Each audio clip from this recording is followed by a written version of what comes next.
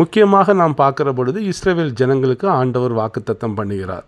கானான் தேசத்தை நான் தருவேன் என்று ஆண்டவர் அவங்களுக்கு ஒரு வாக்குத்தத்தத்தை, புதிய தேசத்துக்கான ஒரு வாக்குத்தத்தத்தை கொடுக்கிறார். அடிமைத்தனத்திலிருந்து அவர்களை கூட்டிக் கொண்டு வந்து அவர்களை புது தேசத்துக்குள்ளாக அவர்கள் போவது நமக்கு எல்லாருக்குமே தெரியும். இது ஆண்டவர்களுக்கு கொடுத்த ஒரு பெரிய ஒரு வாக்குத்தத்தம்.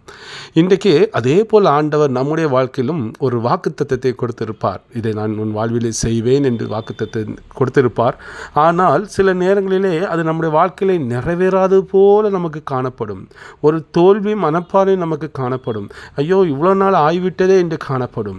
இப்படிப்பட்ட நிலைமையிலே சோர்விலே இருக்கிற ஜனங்கள் அநேக பேர் உண்டு. இன்றைக்கு நாம் இந்த வாக்குத்தத்தத்தை சுதந்திரத்து கொள்ள நாம் ஒன்றே ஒன்று செய்ய வேண்டுங்க, நல்ல ஜெபிக்க வேண்டும். எப்படி ஜெபிக்க வேண்டும்?